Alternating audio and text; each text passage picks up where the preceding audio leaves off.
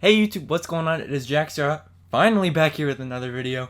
How are you guys doing today? That's an interesting intro. I've never done that before. But today, I have a special video for you. I have reached 7,056 trophies using Pekka Bridge Spam, 111th in the world. Very happy with the progress so far this season.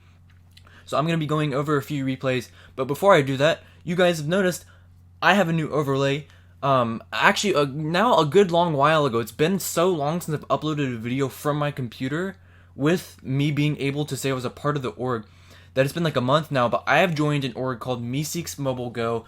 Definitely really great org full of super hardworking people. We're hosting some money $75 Clash Royale tournaments, so make sure you join their Discord and follow their Twitter and all their socials, which will be linked in the description below. I'm super excited to be working with them. It's going to be a great time, and I hope to see you guys at some of these tournaments there. But yeah, with that out of the way, let's hop straight into the replays. Alright, so we're hopping straight into the first replay here against STMN Lucas. I bet most of you guys know who this guy is. Insanely good player, finishes like top 15 or 10 every season. He's playing Icebow, which is definitely not the easiest matchup for Pekka Bridge Spam. And I've actually seen a few requests in the comments for a video on Icebow, so maybe at some point I can ask one of my really good Icebow friends if they want to help me make that, but for now we'll just do this replay. And so he just cycles skeletons. I have a really awkward hand, so now I wait. Since he cycled the knight, I try and wait a little bit so the ghost isn't on his side of the map because it moves faster. And then since he plays his Ice Wizard like that, I go with an interesting Magic Archer. And I say interesting because it's not a normal placement to play it that close. And we basically kill the Ice Wizard through the power of geometry, which is really nice for us because now look at an elixir differential. And I just let the knight die and then eat the Ice Wizard shot. And then I try an Ewiz here, and that was to try and kill the Tesla, and then we go into Battle Ram, but unfortunately he gets off a really nice log, kills the bandit with the skeletons and the Tesla, and then puts a knight on the Battle Ram. Very well played defensive-wise there. I thought I was going to get actually a really nice damage breakthrough. But not the worst sequence in the world. I don't have to play anything on this night. And I could have. You know, sometimes with Bridge Spam, you want to play a card on the card so that you force a counter push. And like you're overkilling that card. In this matchup, you don't want to do that very often. Because if I had done that, he was just going to activate his king tower and I'd have lost the game. I have no damage on his towers. And he'll have his king up. There's almost no chance I break through. Unless I get a lot of damage while he gets his king up. So he goes with some pretty bad skeletons and then NATO's the Marcher. And I can't really Pekka the back because he'll just rocket it and have enough elixir to defend after. So I just cycle the bandit. And then at this point, I knew I was up, but that bandit's telling me how much because he waits that long to play the knight. So I just go with an Ewiz. And then he does rocket it. And now he's at 1 elixir. He's so low. I have a 6 elixir lead and I can just kite this knight. Meaning that 6 elixir lead is going to be a 6 elixir lead because the Battle Ram's going to offer a lot of counter push. But the ghost gets pulled back, so I just quickly zap the Tesla, and then we go in with the bandit. I was thinking he was going to king activate, and he does, but he has to wait too long, and then he plays a knight straight into the Magic Archer to block, and so that was really good pressure. I knew he was going to try and king activate, and I knew my best chance was going to be try and get a bunch of damage to compensate, which we did. We took half of his tower. Definitely a good amount of damage. If you want to let them get their king up, you definitely need to take at least 1,200 damage off their tower so that you have a nice lead of 2 rockets before. Otherwise, the king activation is just going to be murder, and you're just going to pretty much end up losing the game. Once the king is up, it's just so hard to defend everything.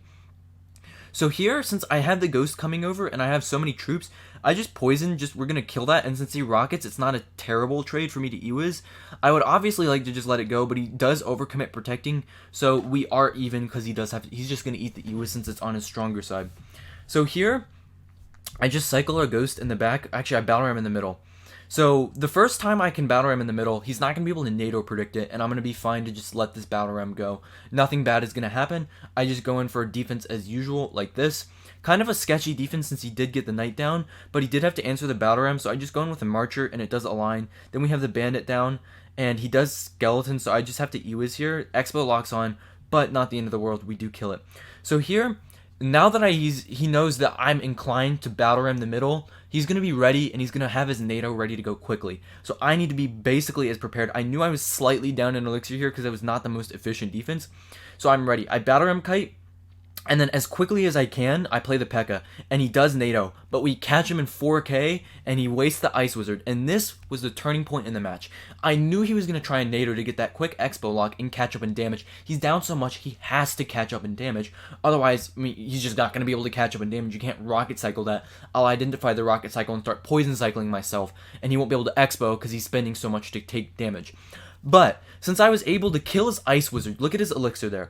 I have a Pekka and a Battle Ram on the map. He only has the Icebow, which is going to die because he doesn't have skeletons. He has to defend that Battle Ram with the Tesla. Otherwise, it's going to connect, and this game is just going to be so much farther lost for him. It's just not even going to be worth salvaging for him. So, he has to defend the Battle Ram off Tesla, and we do kill the Expo. He has the skeletons too because one of the barbs is going to get damage. And now, look at how much elixir I'm up. He still has to counter this Pekka. We have the ghost down. We're up so much. So I just cycle that, and now we get the Pekka hit in the other lane. Now I'm a dual lane threat for real, which is really good for me. He screws up his NATO a little bit too. We get a ghost hit, and now we're just going to cycle. He can't stop the momentum that I have right now, even with all the cards that are meant to get huge positive elixir trades. I have just such a big lead that he has to play an Expo. He can't Rocket Cycle me and get an Expo lock. Otherwise, there's just no chance a Rocket Cycle catches up, and he makes a bad NATO, giving me more damage, and at this point, the game is lost for him. He can't do anything unless he gets this big Expo connection, but another kind of fundamental tip for Expo matchups is when you're up Elixir, and you can afford this, like you're up damage, and it's going to force them to defend, you can cycle Bandits and Ghosts in the opposite lane, because it's going to split up, especially for his Icebow, where his answers are more expensive than 3.0, it's going to be splitting up his resources. He's not going to be able to just, easily counter one lane at the time, and then since he goes in with the Rocket, I just go with a low Magic Archer. Expo dies, Magic Archer's pristine HP. He NATOs it in. I tried to protect it, but it still ends up working out. Ice Wizard does lock on, but the Bandit is going to end up dashing through the log.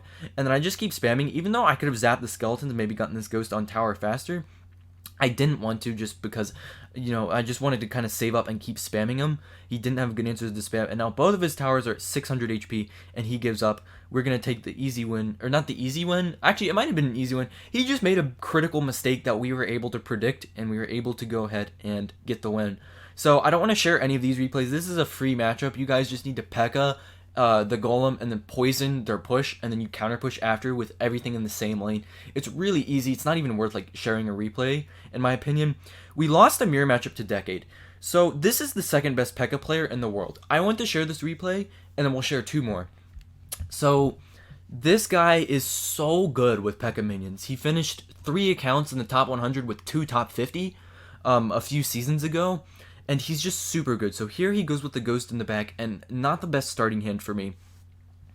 I just go in with a Battle Ram now to wake up his ghost and have my ghost come back. Luckily, he doesn't have a Pekka, but he does go in with minions. So I go in with a Magic Archer right here. Minions version in a mirror does actually have matchup, but I made this game pretty close, even though I kind of played pretty badly.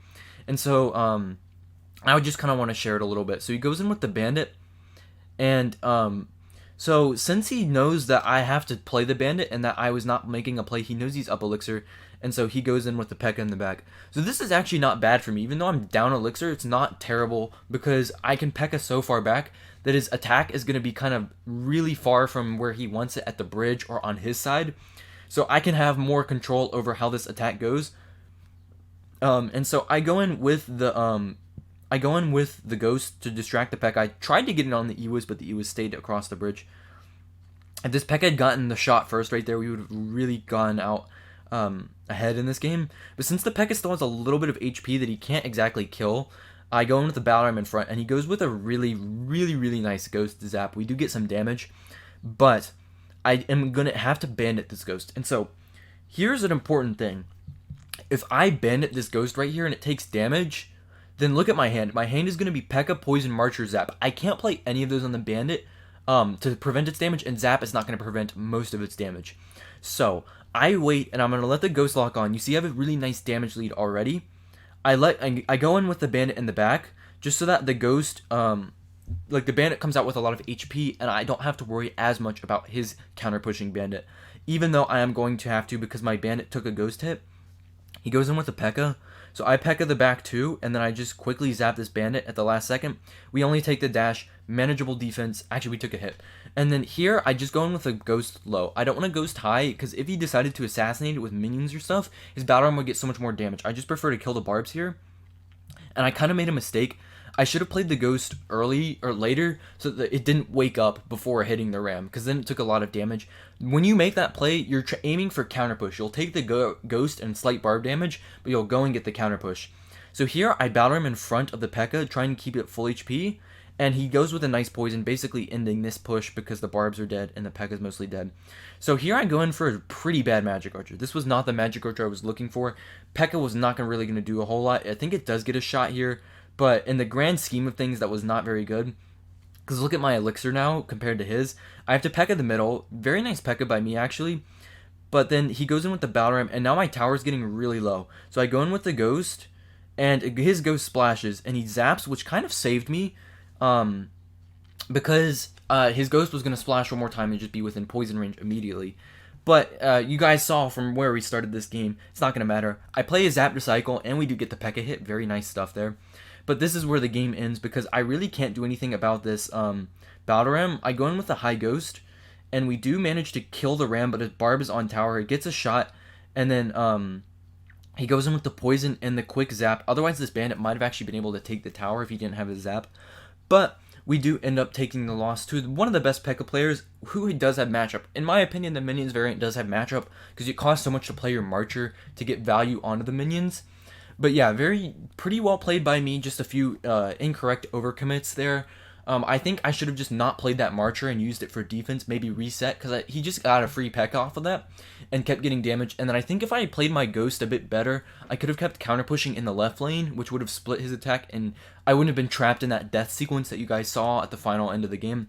But other than that, pretty good replay against an insane player, and we'll go into the next one, which will be against a CRL pro named Sato. So I'll just actually scroll up. I don't think I need to cut.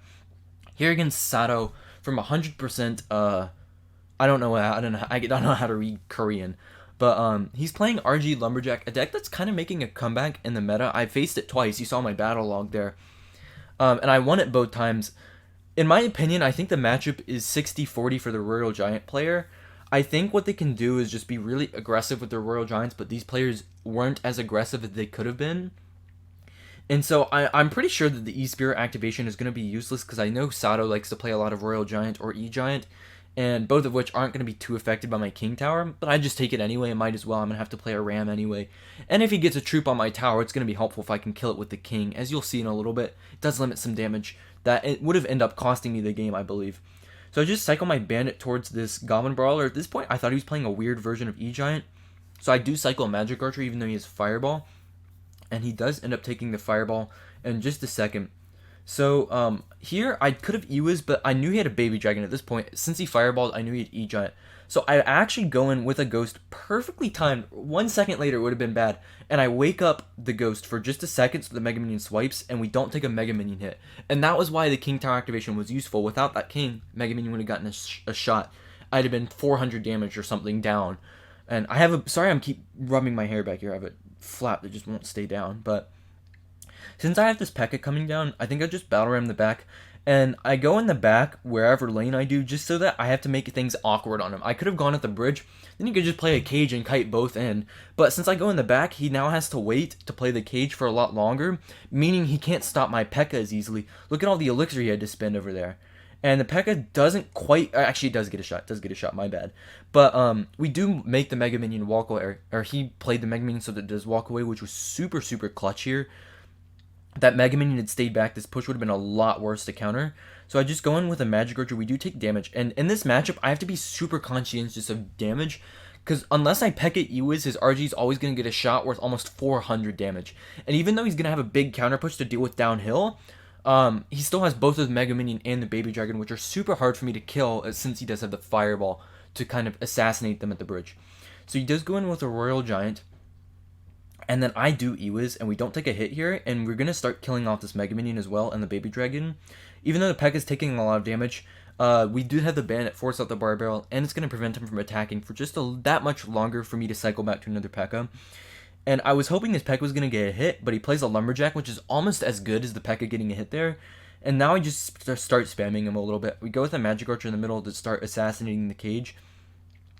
and he does take the fireball. Unfortunately, it doesn't look like anything's going to break through. The ghost actually does and goes invisible, but he plays a nice bar barrel. So now since I know that the bandit's already down and going to force out his own elixir, I Pekka the back because he can't RG straight into the bandit. And you may be like, oh, it's only a bandit, it's not going to do that much damage. But since the bandit's already spawned in and his RG is not going to be, it's going to really change interactions. Which is why you see me pecking the back a lot when I already have a troop there that's going to guarantee him not being able to play anything in. So I thought he was going to fireball the Marcher, so I do protect the Ewas with the bandit, and he does die to the fireball. I thought I outcycled his cage as well, but he did play the E-Spirit and got back to it.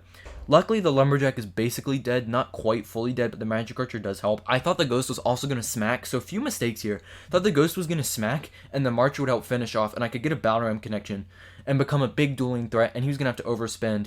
But I was incorrect on that assumption, and the Ghost died, and we did not end up getting the hit, so kind of a wasted zap. Now he has a really big counter push potential, so I just cycle my Ghost because I can't play the Ewas, so just fireball and get free 250 damage. So that Pekka placement right there, you need to play your Pekka, I think, one tile higher, otherwise it's that same tile placement.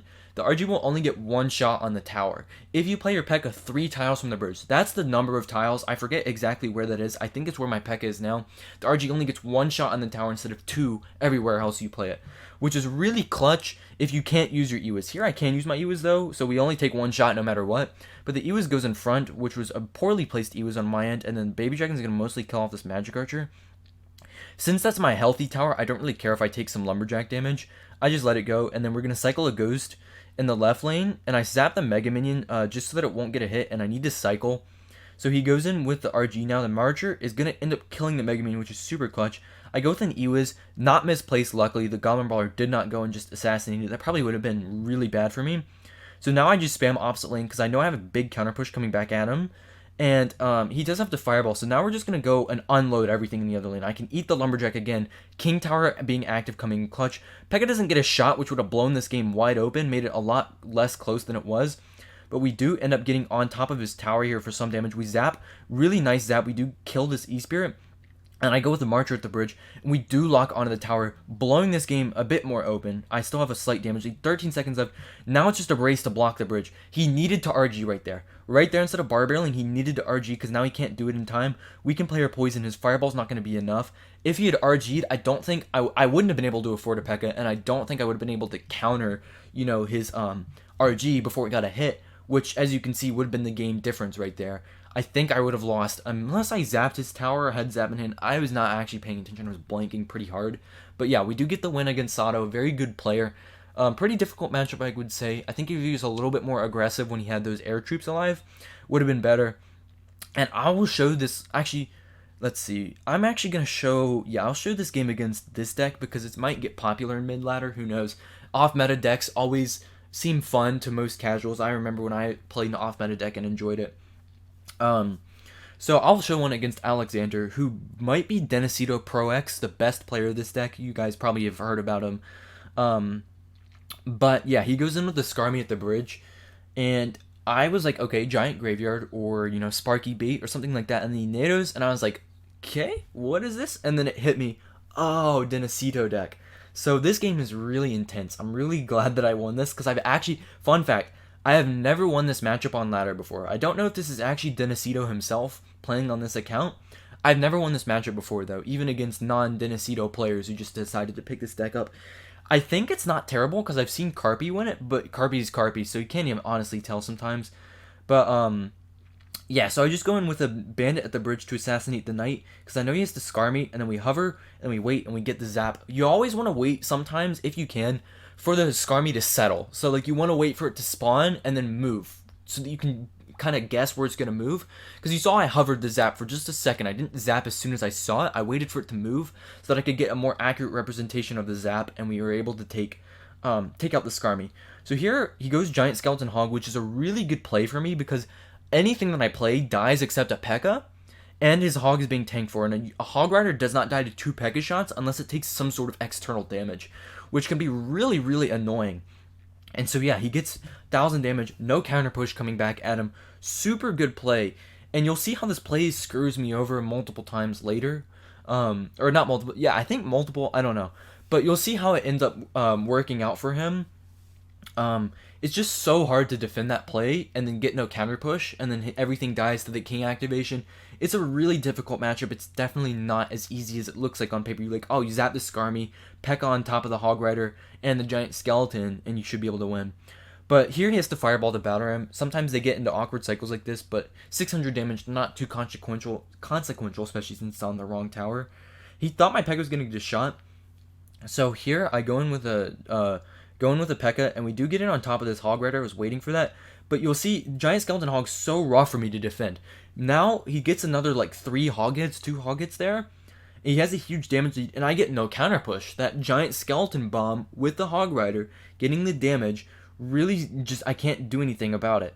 So he does get a Knight down, and I just banned it far back, and now I'm going to Marcher, try and splash through onto this Wizard.